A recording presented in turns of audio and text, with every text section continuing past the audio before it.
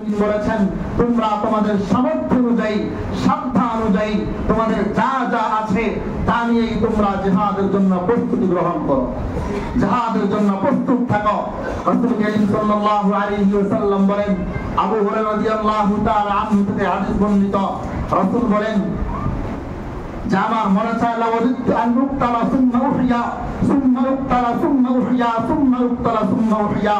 রাসূল বলেন আমার তো মনে চায় আমি আল্লাহর রাস্তায় জিহাদ করব, জিহাদ করতে করতে আমি একবার শহীদ হব, আল্লাহ আমাকে আবার জীবিত করবেন, আমি আবার জিহাদ করব, আবার শহীদ হব, আবার জিহাদ করব, আবারও আমি শহীদ হয়ে যাব।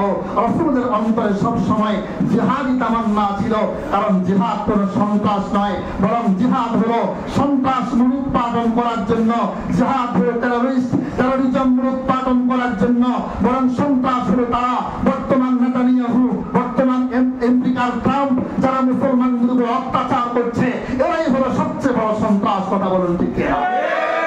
সম্মানিত হাজিরিন, এই জন্য আমাদের অন্তরে এক নম্বরে জিহাদি জজবা আমাদের অন্তরে রাখতে হবে, প্রস্তুত থাকতে হবে।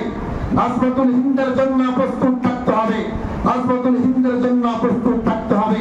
কারণ যে অবস্থা দেখা যাচ্ছে ভারতে, মনে হচ্ছে না আর বেশি দিন দূরে নাই, সারা ভারত উপমহাদেশের মধ্যে মুসলমানরা জিহাদ করবে ইনশাআল্লাহ, কালিমার পতাকা আবার পথ করে উঠবে, আমাদের বাবরি মসজিদ আবার আমরা রক্ষা করব ইনশাআল্লাহ, আমাদের মাধ্যমে আবারও ভারতে কালিমার পতাকা উঠবে ইনশাআল্লাহ।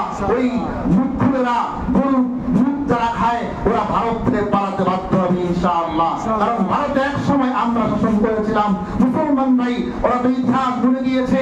মুসলমানরা যদি জীবন না দিত, উলামায়ে কেরাম যদি আপনার ইংরেজদের বিরুদ্ধে জিহাদ ঘোষণা না করতেন, তাহলে ভারত স্বাধীন হতো না। উলামায়ে কেরামের রক্তের বিনিময়ে ভারতের মধ্যে এমন কোন গাছ ছিল না যেখানে উলামায়ে কেরামের লাশ ঝুলানো হয় নাই। উলামায়ে কেরামের রক্তের বিনিময়ে ভারত স্বাধীন হয়েছে ইনশাআল্লাহ। আবার পুরা